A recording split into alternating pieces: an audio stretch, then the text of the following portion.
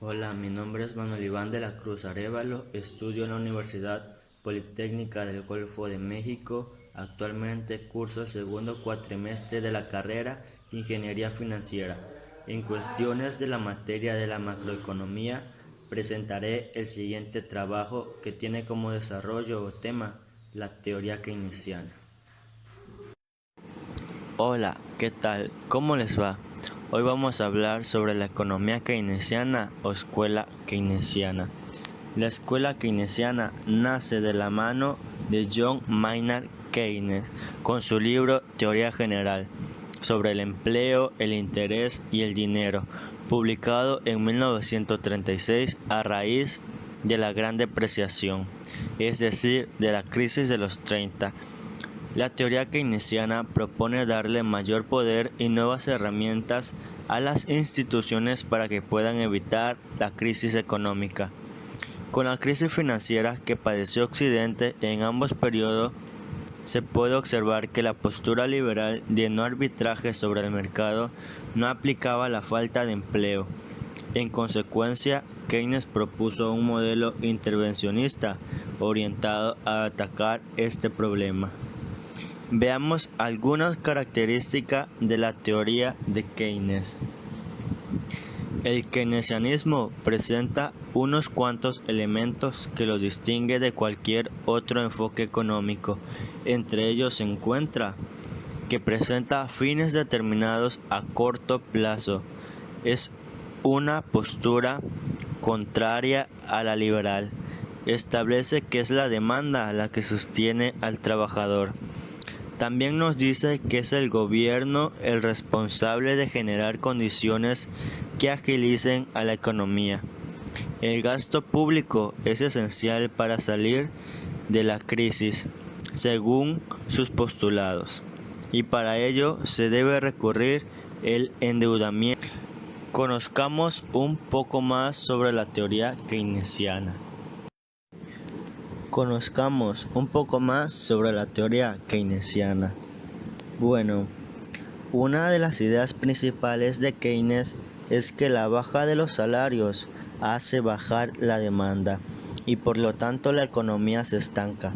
Para contrarrestar este efecto, el Estado debe aumentar el gasto público en tiempo de crisis o recesión. Dicho de otra manera, se debe utilizar la política monetaria o el endeudamiento para generar mayor liquidez y sostener la demanda. Es decir, el Estado se debe de meter en cuestiones económicas.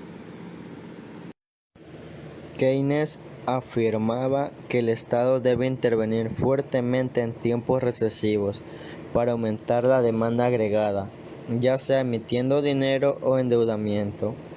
Bueno, continuemos comenzando con las ventajas que tiene utilizar esta economía. Vamos a destacar algunos como las más importantes.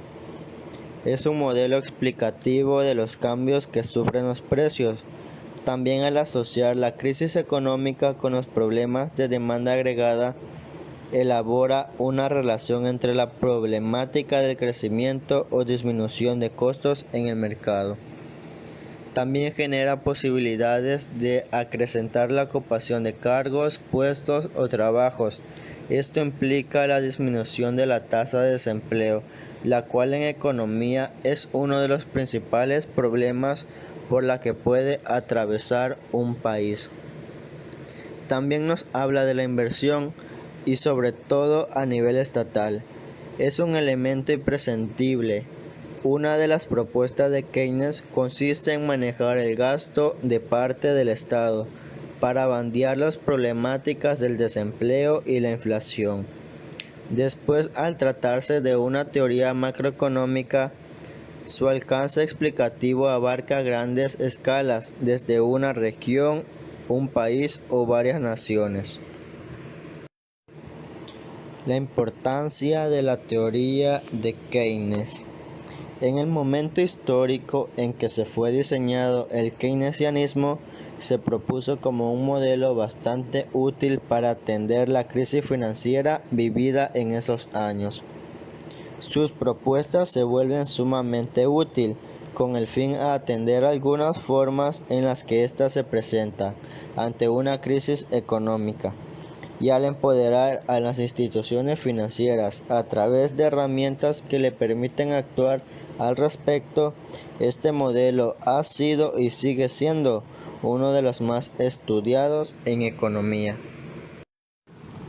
La pandemia del coronavirus modificó en los primeros meses las expectativas sobre la posible recuperación de la economía de México.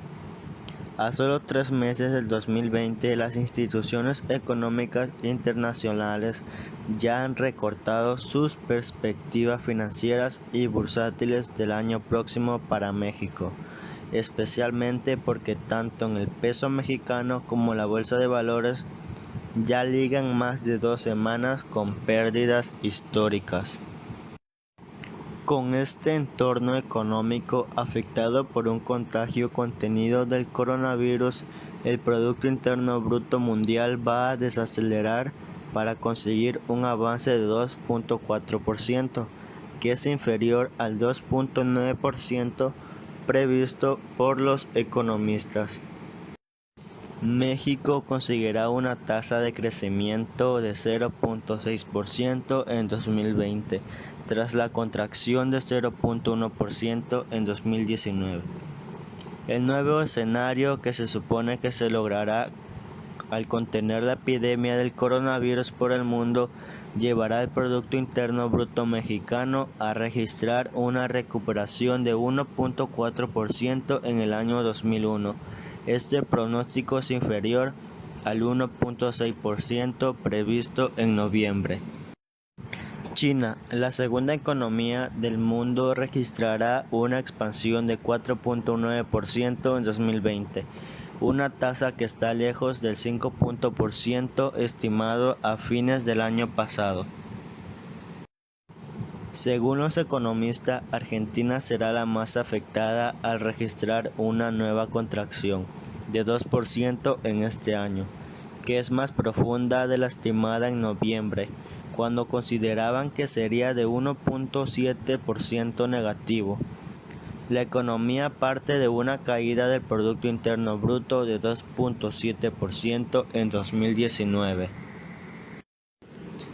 La economía mexicana es manejada y controlada por el gobierno, ya que hasta los consumidores y hasta las más grandes empresas pagan impuestos, beneficiándonos con servicios como la luz, el agua, mantenimiento de carretera, etc. Al igual que Venezuela. Solo que en el caso de Venezuela ocurre el caso de que hay mucho desempleo y mucha inflación. La teoría keynesiana tiene como principal objetivo tener empleo, y alguna de estas desventajas de esta teoría es que se ha considerado un modelo ineficiente en la medida que no da suficiente respuesta a la problemática inflacionaria.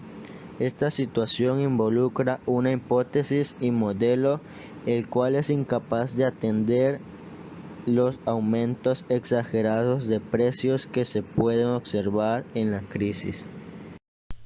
La teoría de Keynes justifica la intervención del Estado mediante políticas públicas para lograr el empleo y la estabilidad de precios. Esto se integra por consumo, inversión, gastos públicos y exportaciones. Los problemas que se consideran principalmente dentro de la economía de un país es el desempleo y la inflación, las cuales no deben de existir. Derivados del análisis que se presentó a continuación, daré una breve propuesta para que esta economía mejore. Bueno, para el desempleo debemos aumentar la demanda. Y para la inflación debemos disminuir la demanda. Y para aumentar la demanda necesitamos aumentar el consumo. ¿Y cómo se hace esto? Se hace reduciendo los impuestos directos para que así la economía de la familia sea cada vez mejor.